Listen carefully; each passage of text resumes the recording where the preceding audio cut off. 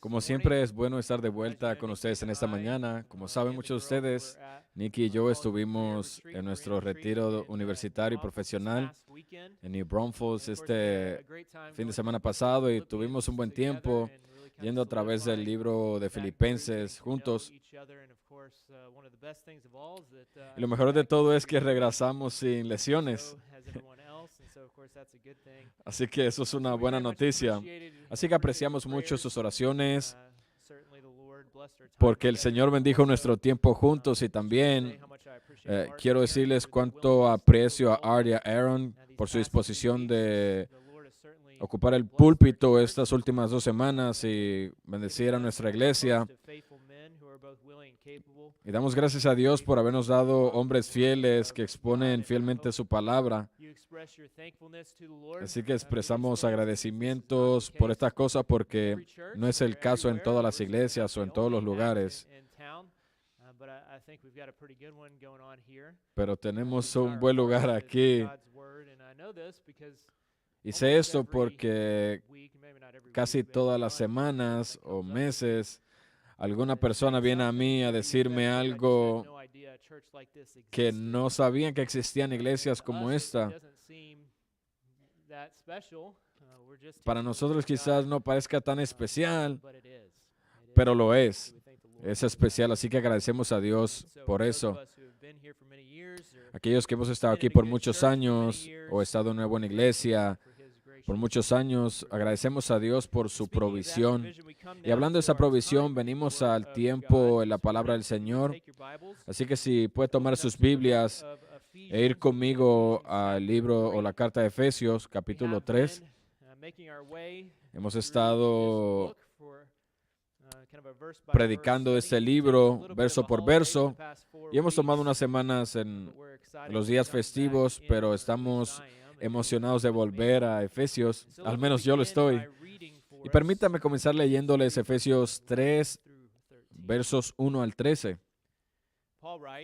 Pablo escribe: por esta razón o causa yo, Pablo, prisionero de Cristo Jesús, por vosotros los gentiles, si es que habéis oído de la administración de la gracia de Dios que me fue dada para con vosotros, que por revelación me fue declarado el misterio, como antes lo he escrito brevemente, leyendo lo cual podéis entender cuál sea mi conocimiento en el misterio de Cristo.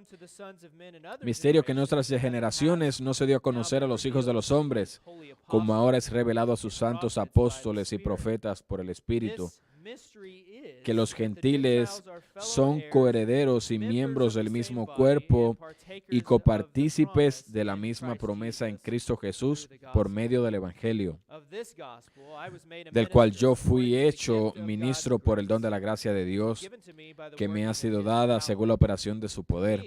A mí, que soy menos que el más pequeño de todos los santos, me fue dada esta gracia de anunciar entre los gentiles el evangelio de las inescrutables riquezas de Cristo y de aclarar a todos cuál sea la dispensación del misterio escondido desde los siglos en Dios, que creó todas las cosas, para que la multiforme sabiduría de Dios sea ahora dada a conocer por medio de la iglesia a los principados y potestades en los lugares, en quien tenemos seguridad y acceso con confianza por medio de la fe en Él. Por lo cual pido que no desmayéis a causa de mis tribulaciones por vosotros, lo cual es o son vuestra gloria. Bueno, antes de profundizar en esto, permítame recordarles que las divisiones de capítulos que tenemos en nuestra Biblia no son parte del texto original griego. Ahora, por supuesto, son ayuda, son muy buenos, pero no son inspirados. Entonces, aunque aquí hay una pausa de capítulos, en el contexto, el principio del capítulo 3 viene seguido del final del segundo capítulo. Por esta razón, apunta hacia atrás a lo que ya ha escrito en el capítulo 2.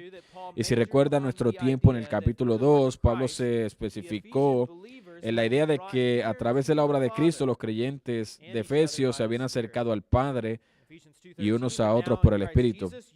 Efesios 2:13, Pero ahora en Cristo Jesús, vosotros que estabais lejos, habéis sido acercados por la sangre de Cristo. Y luego en el verso 15, para crear en sí mismo un solo hombre nuevo en lugar de dos, haciendo así la paz. Verso 16, reconciliando a ambos con Dios en un solo cuerpo, a través de la cruz, acabando así con la enemistad. Así que el contexto es que Cristo vino y predicó este mensaje de paz y cercanía entre los judíos y los gentiles. Y viene en el capítulo 2, verso 17, y vino y predicó la paz a vosotros que estabais lejos y la paz a los que estaban cerca. Los gentiles eran los que estaban lejos y los judíos eran los que estaban cerca. Pero el evangelio fue predicado a ambos. En el verso 18, porque por medio de él, a través de Cristo, ambos tenemos acceso al Padre en un solo espíritu. Así que ese es el mensaje que Pablo ha estado predicando. Esa es la discusión.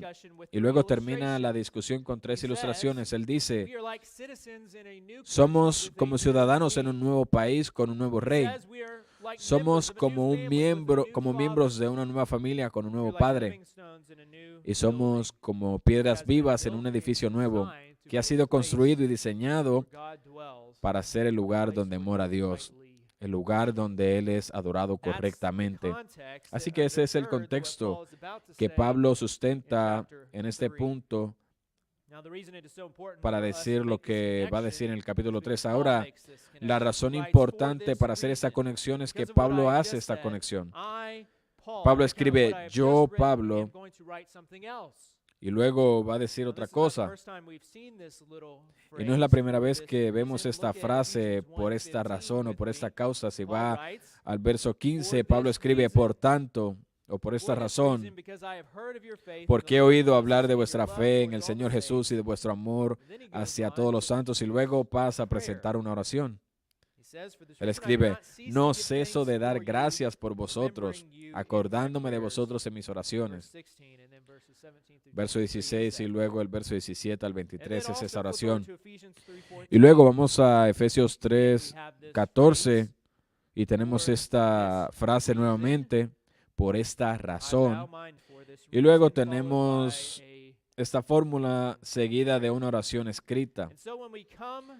Entonces, cuando llegamos al capítulo 3, verso 1, vemos la misma frase, por eso o por esta razón. Lo que esperamos que siga es una oración, pero Pablo no hace eso. Muchos comentaristas dicen que Pablo intencionalmente hizo eso. No hay una oración después de esto, y es importante porque fue inspirado por el Espíritu. No continúa la oración como lo hizo anteriormente, sino que pasa a una pequeña interrupción que luego continúa con la oración en el verso 14, donde vuelve a decir, por esta razón o por esa causa doblo mis rodillas ante el Padre. Ahora, obviamente, esta pequeña interrupción que tiene lugar entre los versos 2 y 3 es importante porque es inspirado por el Espíritu. Y aunque es una pequeña desviación del tema principal, la pregunta es, ¿qué causó que Pablo se desviara del tema principal en esta sección? ¿Qué le provocó detenerse repentinamente y cambiar de dirección? Y me imagino algo como esto. Verán, Pablo ha estado escribiendo sobre algunas de las verdades más asombrosas del Evangelio, sobre cómo no solo nos hemos acercado unos a otros, sino también a Dios. Entonces Pablo se eleva en el Espíritu justo al mismo trono de Dios y por supuesto que tiene todo el derecho de estar allí porque al igual que los cristianos gentiles, a los que le escribe también tiene acceso a Dios en un espíritu. Y así que comienza a orar y inclina su cabeza, mira abajo, pero ve sus cadenas. Y quizá esto redirige su pensamiento hacia la explicación de cómo aquel a quien se le ha dado acceso al Dios del universo podría encontrarse encadenado. Entonces dice, estoy aquí por Cristo, en nombre de ustedes, por eso estoy aquí. Esa es la razón de mis cadenas. Dice algo similar en Filipenses capítulo 1, verso 23. También una carta que escribió en prisión. Dice, porque de ambas cosas estoy puesto en estrecho, teniendo deseo de partir y estar con Cristo. Y verso 24, pero estar en la carne es más necesario. ¿Por qué? Por causa de vosotros. Verso 25, y confiado de esto, sé que quedaré, que aún permaneceré con vosotros para vuestro provecho y gozo de la fe. Verás, las cadenas eran un recordatorio del hecho de que él estaba, incluso mientras escribía, en prisión debido a su ministerio a los gentiles. Sus cadenas no fueron el resultado de seguir sus propios deseos. Hay mucha gente en prisión por eso, seguir sus propios deseos. Pero las cadenas de Pablo fueron el resultado de seguir a Cristo, los deseos de Cristo, el deseo de Cristo. En este caso, la prisión no era por servirse a sí mismo, sino por servir a Dios y servir a otros. Así que él sigue este camino y este camino lo llevó literalmente a la prisión. Así que Pablo quiere explicar esto. Y básicamente lo que va a decir aquí es que está ahí por una mayordomía que se le había encomendado a él para beneficio de otros, para los gentiles. Así que esta pequeña desviación del tema principal en la carta será para acerca de su propio ministerio, el llamado, y también cuál es el objeto y el propósito de todo esto. Así que hoy hablaremos de tres aspectos del ministerio de la mayordomía de Pablo. Y Pablo quiere que vea qué le estaba pasando a él y que todo eso era parte del plan divino de Dios para su vida. Así que él dice en Efesios 3:13, por lo cual pido que no desmayéis a causa de mis tribulaciones por ustedes, las cuales son vuestra gloria. Él dice, no se enfoquen en el sufrimiento, enfóquense en la gloria. Así que consideremos lo que marcó la mayordomía que se le dio a Pablo. Primero, digamos que una mayordomía marcada por el sufrimiento. Así que en el verso 1 leemos, por esta causa yo, Pablo, prisionero de Cristo Jesús, por vosotros los gentiles. Desde el principio, el ministerio de Pablo estuvo marcado por sufrimiento. ¿Recuerdan lo que el Señor dijo acerca de Pablo en Hechos al comienzo de su ministerio? Todavía estaba ciego por su experiencia en el camino a Damasco y Ananías iba a poner las manos sobre él, pero por la reputación de Pablo, Ananías no estaba muy seguro de eso. Entonces el Señor se le aparece en una visión y le dice en Hechos 9:15, ve, porque instrumento escogido me es este para llevar mi nombre en presencia de los gentiles y de reyes y de los hijos de Israel, porque yo le mostraré cuánto le es necesario padecer por mi nombre. Así que el encarcelamiento de Pablo no era un cambio en el ministerio. El sufrimiento siempre fue parte de la mayordomía que se le había entregado. Su ministerio iba a estar marcado por los sufrimientos. Segunda de Corintios 11:23, hay una lista de los sufrimientos que Pablo soportó por causa de esta mayordomía. Así que da una lista de lo que atravesó. Dice en el verso 23, en trabajo más abundante, en azotes sin número, en cárceles más, en peligro de muerte. Muchas veces de los judíos 5 veces he recibido 40 azotes menos 1. 3 veces he sido azotado con varas. 1 vez fui apedreado. 3 veces he padecido naufragio. 1 noche y 1 día he estado como náufrago en alta mar, en caminos muchas veces, en peligros de ríos, peligros de ladrones, peligros de los de mi nación, peligros de los gentiles, peligros en la ciudad, peligros en el desierto, peligros en el mar, peligro entre falsos hermanos, en trabajo y fatiga, en muchos desvelos, en hambre y sed, en muchos ayunos, en frío, en desnudez y además de otras cosas, lo que sobre mí se agolpa cada día, la preocupación por todas las iglesias. Imíteme a mí como yo imito a Cristo. ¿Quién se apunta? Siendo este el caso, su sufrimiento, su encarcelamiento era solamente una confirmación de lo que Dios había dicho que le sucedería. La pregunta es, ¿por qué Pablo se sometió a eso? ¿Por qué atravesar a través de todo eso? Él se sometió porque estaba sometido a Cristo. Su Salvador sufrió por él, así que por supuesto él estaría dispuesto a sufrir por su Salvador. Cristo valió la pena soportarlo. Entonces cuando los sufrimientos vienen, él no quiere que otros se desanimen. Pablo pensaba que esta idea era muy importante para los efesios entenderla, y la razón es porque él sabía que su sufrimiento, su encarcelamiento, podía convertirse fácilmente en una piedra de tropiezo para ellos. Verás, Pablo sabía que existía peligro de que los efesios siguieran o se dijeran a sí mismos, bueno, cuando Pablo estaba con nosotros nos habló de las bendiciones de la vida cristiana. En Cristo hemos sido bendecidos con toda bendición espiritual en los lugares celestiales, adoptados en la familia de Dios, como hijos por medio de Jesucristo, llenos de toda sabiduría y perspicacia, dados una herencia. Y no solo eso, pero descubrimos en la oración de Pablo en el capítulo 1 que dice que ahora tenemos el poder de Dios obrando a nuestro favor. Así que Pablo dice que se te ha dado todo esto, pero espera un segundo. Si eso es cierto, ¿por qué estás en la cárcel? ¿Por qué estás sufriendo? ¿Por qué Dios no ejerce su poder para proteger a su pueblo de tales resultados?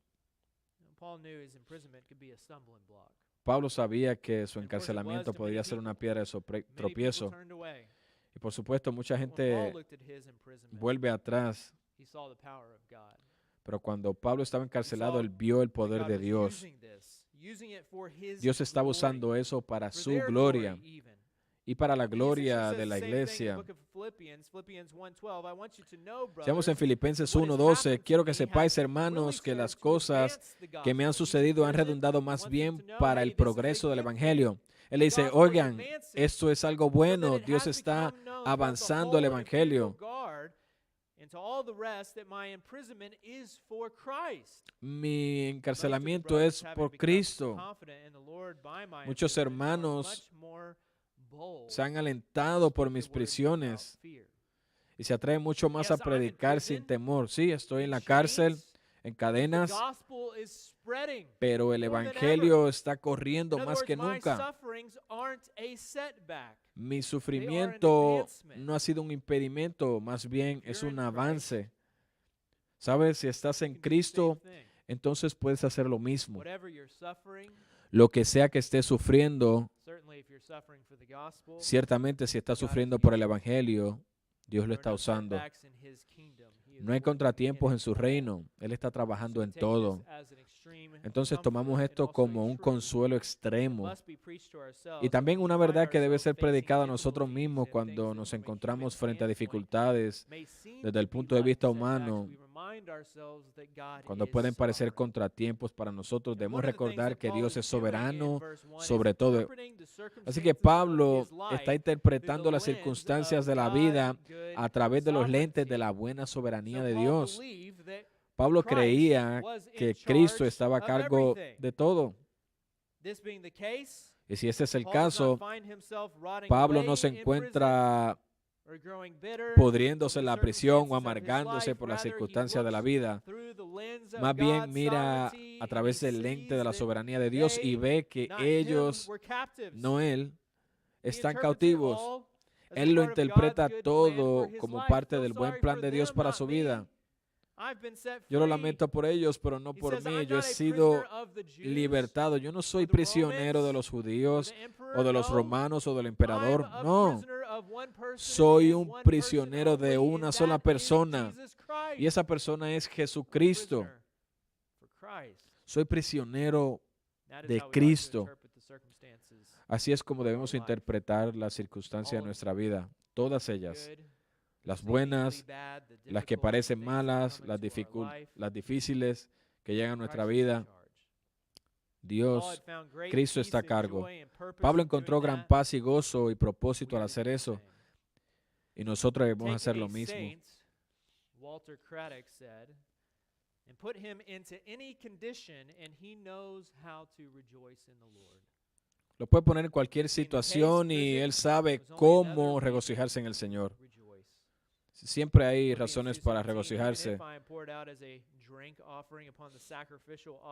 Filipenses dice que somos derramados como libación. Aún si muero aquí en prisión, si de alguna manera mi vida es sacrificada por ti, ¿qué dice? Yo me regocijo. De la misma manera, Pablo dice, ustedes deben estar contentos y regocijarse.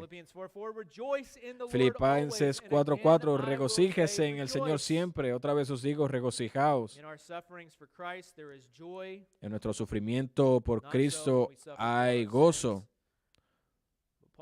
No en el sufrimiento por nuestros pecados, pero Pablo no estaba en la prisión por causa de sus pecados, sino por causa de Cristo. Así que dice, regocíjese en el Señor. No encontramos nuestro gozo en la gente, en la circunstancia, en los sentimientos o alguna otra cosa. Encontramos nuestro gozo, nuestro regocijo, nuestro confort, nuestro consuelo en Cristo. Así que Pablo puede tener gozo. No estaba preocupado por la situación. Tampoco quería que los creyentes en Éfeso lo estuvieran. Así que cuando vamos a Efesios 3:13, le escribe a la iglesia y le dice, no os desaniméis por lo que padezco por vosotros, porque todo es por vuestra gloria. Pablo soportó mucho sufrimiento, pero el sufrimiento no fue un revés, porque Dios estaba con él sobre todo. ¿Cuál era el propósito de todo esto? Bueno, Pablo sabe la razón porque nos dice.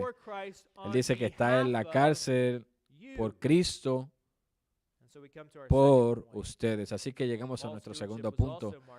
La mayordomía de Pablo también estuvo marcada por el servicio. Verso 1. Por esta causa yo, Pablo, prisionero de Cristo Jesús, por vosotros los gentiles, si es que habéis oído de la administración de la gracia de Dios que me fue dada para con vosotros. La vida de Pablo, su encarcelamiento fue a favor de otros, para el servicio de otros. Ahora, ya hemos visto el desinterés de Pablo hacia sí mismo. Si recuerdan el verso 13, aunque estaba en prisión, no se preocupa a sí mismo, sino por ellos. Vemos el corazón pastoral de Pablo.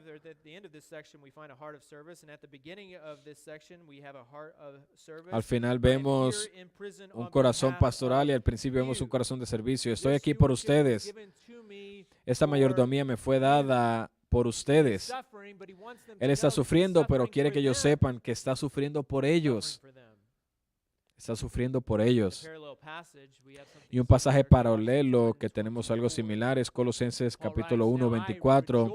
Dice, ahora me gozo en lo que padezco por vosotros y cumplo en mi carne lo que falta de las aflicciones de Cristo por su cuerpo, que es la iglesia.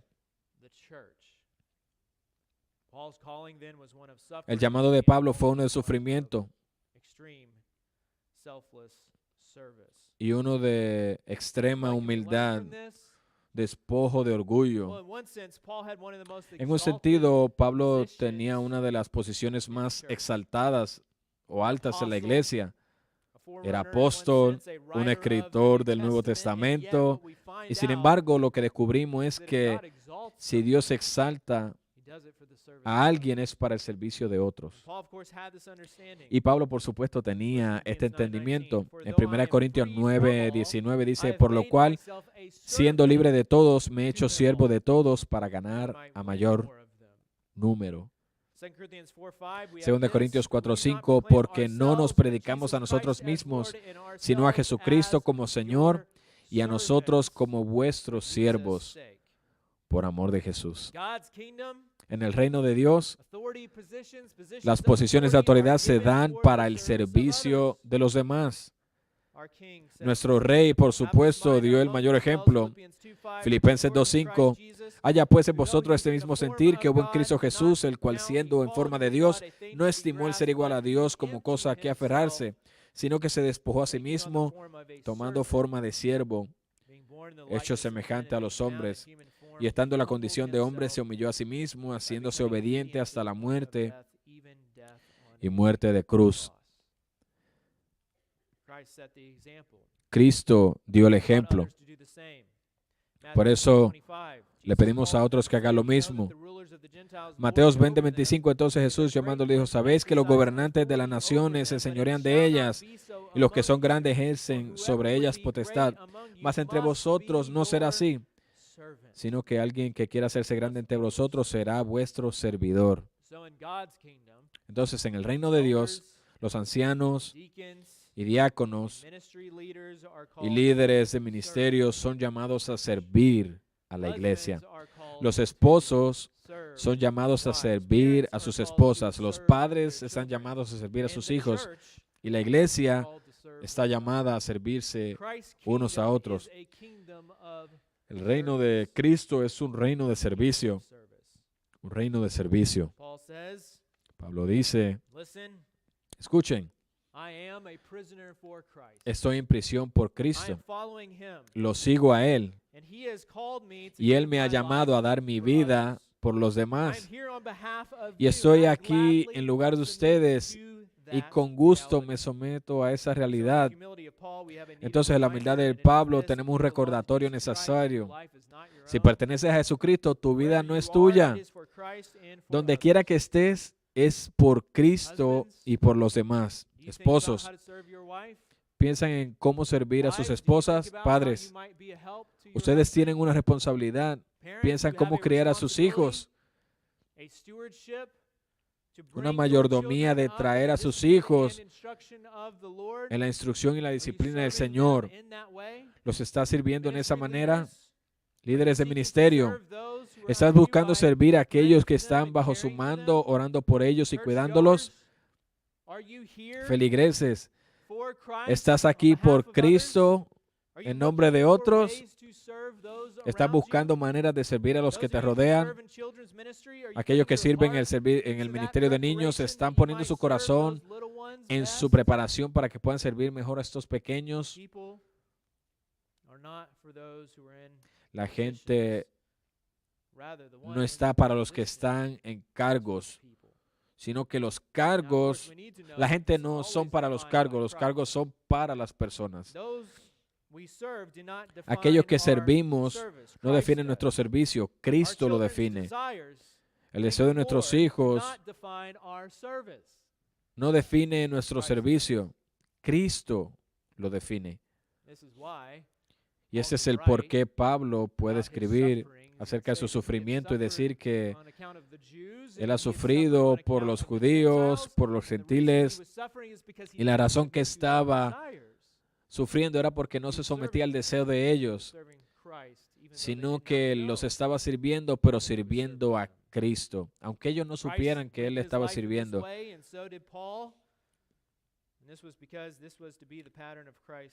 Y ese es el patrón del reino de Cristo, la piedra angular. En Filipenses 2:3 dice, no hagáis nada por ambición egoísta o vanidad, sino que con humildad consideréis a los demás más importantes que vosotros mismos. Que cada uno de ustedes, no importa dónde esté, no importa qué responsabilidad tengas, no busque tu propio interés. Sabemos que vas a hacer eso, pero también el interés de otros.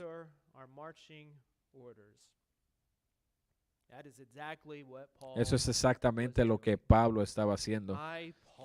Yo, Pablo. Él era el que estaba escribiendo, el Espíritu estaba inspirando. Yo, Pablo, un prisionero de Cristo, en lugar de ustedes o por ustedes gentiles. Esta mayordomía fue dada a mí, no por mí, sino por ustedes. Así que tenemos la misma prioridad u orden.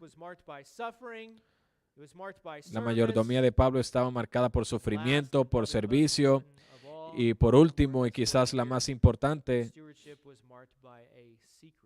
su mayordomía estaba marcada por un secreto. Él escribe en el verso 2 que esta mayordomía de la gracia me fue dada para con vosotros, y luego continúa diciendo en Efesios 3:3 que por revelación me fue declarado el misterio. Pero cuando lees esto,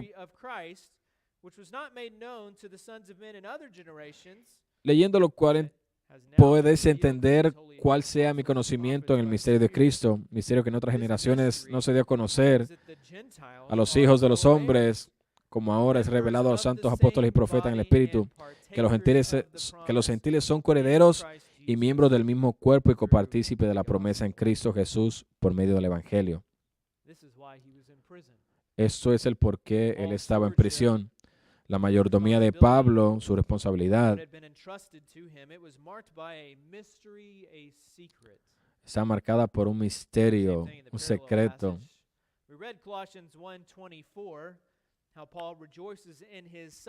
Como en Colosenses, Pablo se regocija en su sufrimiento, dice, por el cual viene a ser un ministro para usted. Ahí está otra vez, para hacer la palabra de Dios conocida, el misterio escondido por generaciones, pero ahora revelado a sus santos, los que han sido separados, aquellos que Dios ha escogido para revelarles las riquezas de la gloria de este misterio, que es Cristo en ustedes, esperanza de gloria.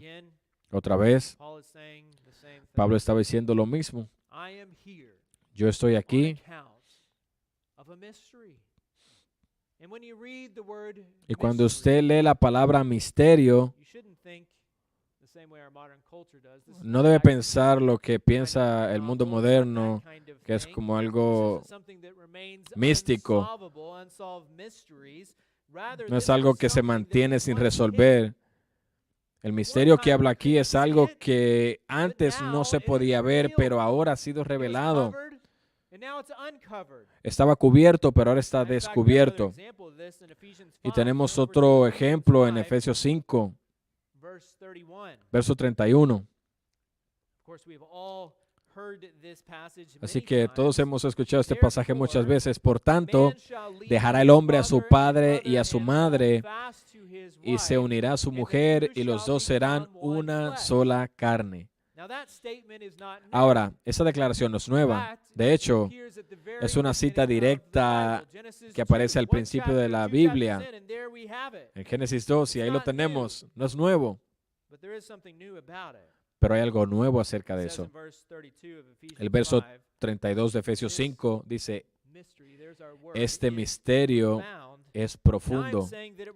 Y digo que se refiere a Cristo y a la iglesia. Así que la declaración no es nueva, pero la conexión es nueva. Eso es el misterio revelado. Tenemos parte de eso, pero parte estaba cubierto y Pablo estaba quitando el velo y ahora vemos la conexión. El matrimonio es una ilustración de Cristo en la iglesia.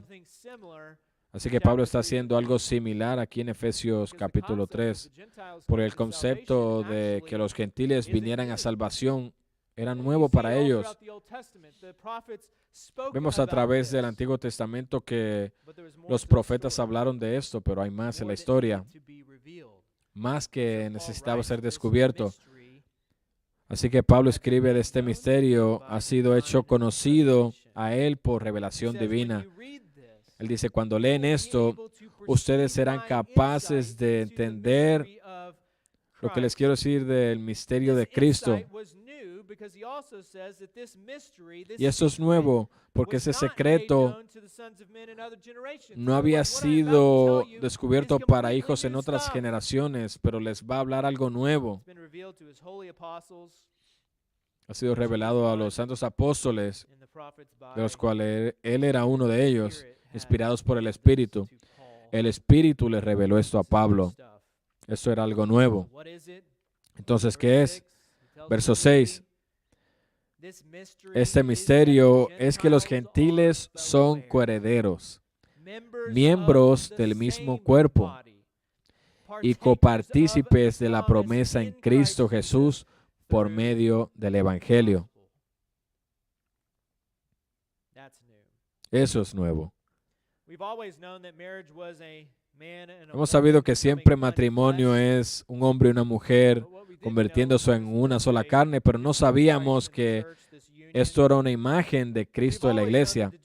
Siempre hemos sabido que los gentiles en algún sentido iban a ser incluidos en el reino, pero no sabíamos que eran coherederos, participantes de la misma promesa, miembros del mismo cuerpo.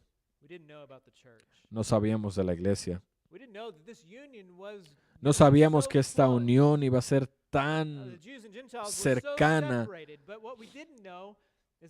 Los judíos y los gentiles estaban tan separados, pero no sabemos que iban a estar tan cercanos, que iban a ser una imagen de Cristo en la iglesia, como el matrimonio, así de cerca.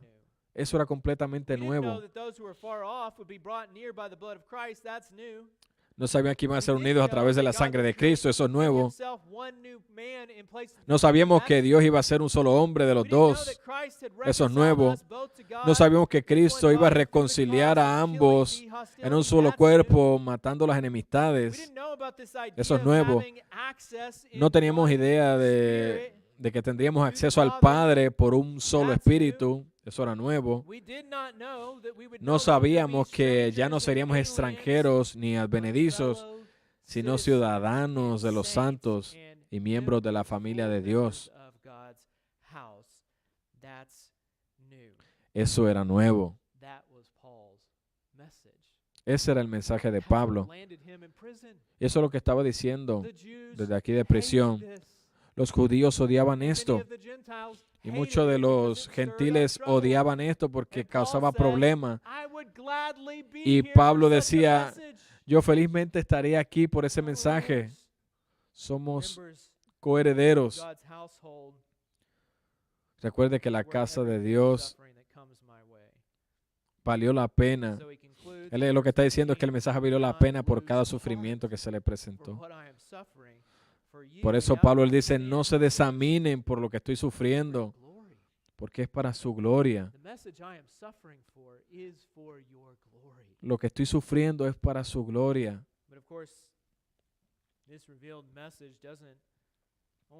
Pero por supuesto, este misterio revelado no solo aplica a los lectores originales.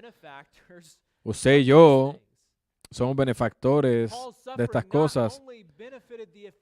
Pablo no solo sufrió para beneficio de los efesios, pero también sería de beneficio para nosotros. Todas estas cosas son verdad de nosotros. Somos gentiles. Hemos sido traídos, hemos sido acercados. ¿Por qué hizo eso?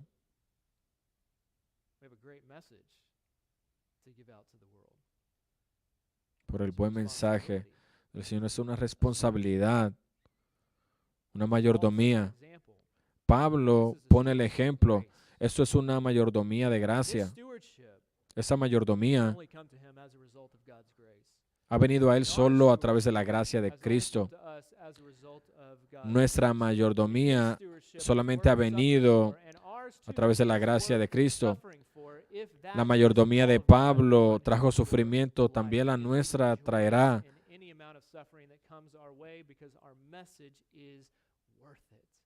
Pero sufriremos con gozo todo sufrimiento que venga a causa de lo que nos ha sido dado, porque vale la pena. Vale la pena. Y eso es verdad de usted si usted está en Cristo. Solo si usted está en Cristo por el Evangelio. Efesios 3:6. Así que si estás en el Evangelio, en Cristo por el Evangelio, esas cosas también son tuyas, pero si no estás en el Evangelio, esas cosas no pueden ser tuyas, solamente a través de Cristo por el Evangelio. El mensaje de Pablo era simple no importa lo que hayas hecho, a qué grupo de personas perteneces, si eres judío o gentil, Cristo ha venido y ha predicado paz. Tú también puedes arrepentirte de tus pecados y venir a Cristo a través de la fe como Señor y Salvador, y también puedes ser acercado y unido, y todas estas cosas serán verdad de ti. Quizás no será un camino de rosas, pero vale la pena. Pablo nos enseña que vale la pena a través de su sufrimiento. Y no solo podrás participar de cosas que son nuevas, pero serás completamente nueva. 1 Corintios 5:17. De modo que si alguno está en Cristo, nueva criatura es. Las cosas viejas pasaron, y aquí todas son hechas nuevas. Oremos. Señor, te agradecemos por el tiempo en su palabra que hemos tenido esta mañana. Que el Espíritu Santo tome las verdades que se han hablado y las plante en nuestros corazones para hacernos más como su Hijo. Que podamos tener confianza en este gran mensaje, que hemos sido acercados a su reino. No merecemos estar aquí, pero Padre, hemos sido mayordomos del mensaje y con gusto lo proclamaremos. Denos oportunidades para hacerlo. Anímenos a hacerlo, Señor, a todos en el nombre de Cristo Jesús. Amén.